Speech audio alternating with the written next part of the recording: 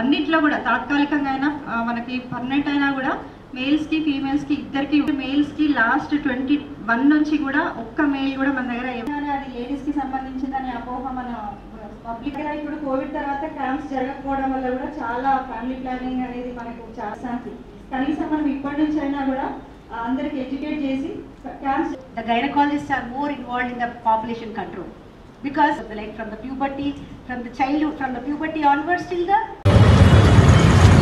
ప్రపంచ జనాభా దినోత్సవం సందర్భంగా ఈరోజు అవగాహన కార్యక్రమాన్ని నిర్వహించడంలో భాగంగా డిఎంహెచ్ఓ గారి ఆధ్వర్యంలో medical and health department staff అందరూ, అదేవిధంగా నర్సింగ్ కాలేజ్ సంబంధించిన విద్యార్థులు, మిగతా సిబ్బంది, మీడియా మిత్రులందరికీ కూడా నమస్కారం. మనందరికీ కూడా తెలుసు, జనాభా పెరగడం వల్ల ఎలాంటి అనార్థాలు ఉంటాయనేది చాలా రోజుల నుంచి మనము చదువుకుంటున్నాం, వింటున్నాం, దాన్ని ప్రత్యక్షంగా అనుభవిస్తున్నాం. అంటే మనకు న్యాచురల్ రిసోర్సెస్ అనేవి భూమి మీద సేమ్ ఉంటాయి, అంటే పెరిగే అవకాశం తక్కువగా ఉంటుంది. ఆ ఉన్న వాటిని తక్కువ మంది జనాభాతో ఉంటే వాటిని ప్రాపర్గా వాడుకోవడానికి అవకాశం ఉంటుంది. ఆ విధంగా కాకుండా ఎక్కువ మంది వస్తే ఎక్కువ మంది అంటే ఉన్న దాంట్లోనే చదువుకోవాల్సిన పరిస్థితి వస్తుంది. అప్పుడు పేదరికం, నిరక్షరాస్యత ఇలాంటివన్నీ కూడా మనకు ఈ జనాభా పెరుగుదల వల్ల వచ్చే అవకాశం ఉంటుంది. దానివల్ల మానవుని యొక్క జీవనంలో ముఖ్యంగా క్వాలిటీ అనేది మిస్ అవుతుంది. ఆ విధంగా కాకుండా మనం జనాభాను కంట్రోల్లో ఉంచితే తప్పక ఉన్న వాళ్ళందరూ కూడా క్వాలిటీ లైఫ్, మనకు ప్రతి ఒక్కరు కూడా క్వాలిటీ లైఫ్ లీడ్ చేయడానికి అవకాశం ఉంటుంది. దాంతోపాటుగా ముఖ్యంగా మనకు నిరుద్యోగం కానీ పేదరికం కానీ ఇట్లాంటి వాటిని అరికట్టడానికి ఆస్కారం కలుగుతుంది. కాబట్టి ఈరోజు మనం భారతదేశం చాలా వరకు కూడా దీంట్లో అవేర్నెస్ రావడము, చాలా వరకు పెళ్లి చేసుకున్న తర్వాత ఒకరు లేదా ఇద్దరు వరకే, ఇద్దరు తర్వాత వెంటనే ఆపరేషన్ చేయించుకునే విధంగా, కుటుంబ నియంత్రణ పద్ధతులు పాటించే విధంగా చర్యలు తీసుకుంటా ఉన్నాం. అది ఇంకా అన్ని స్థాయిలో, అన్ని గ్రామాల్లో, మారుమూల ప్రాంతాల్లోకి వెళ్ళాలి.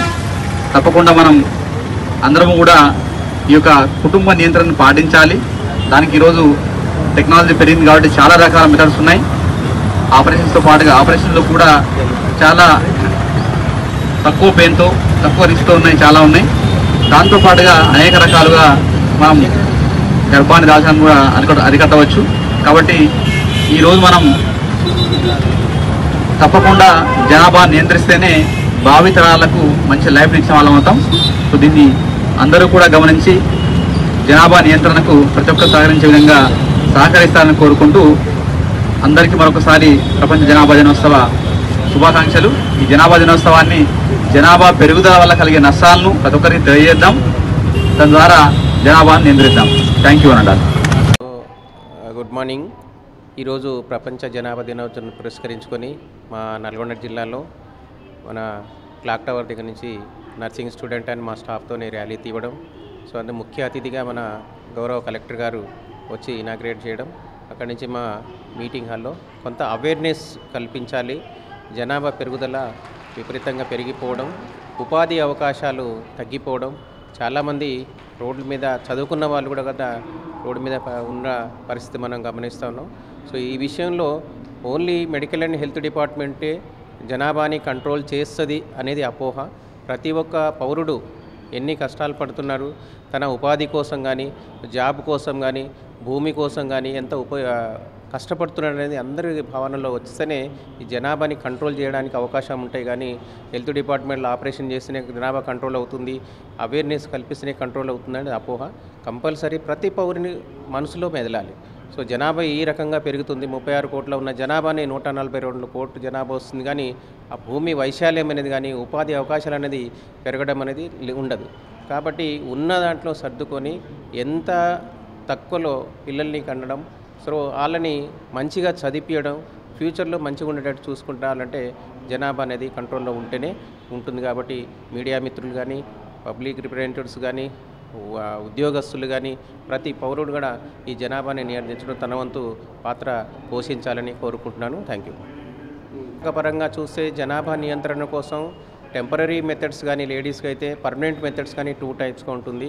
వాళ్ళకు ఏజ్ 15 సంవత్సరాల నుంచి 45 సంవత్సరాల లోపు ఎవరైతే ఉన్నారో అంటే అప్పుడు గర్భం దాల్చే వయసు అన్నమాట ఇది. ఆ టైంలో వాళ్ళకు అవేర్నెస్ కల్పించడం, గర్భం దాల్చిన తర్వాత ఏమేమి పోషకాలు తీసుకోవాలి, ఒక గర్భం దాల్చిన తర్వాత రెండో గర్భానికి ఎంత ఎడమ ఉండాలి, ఎన్ని సంవత్సరాలు గ్యాప్ ఉంటే మదర్ అండ్ చైల్డ్ హెల్తీగా ఉంటారు, అది ఇమ్యూనిటీ ఏ రకంగా ఉంటుందని మేము అవగాహన కల్పించడం.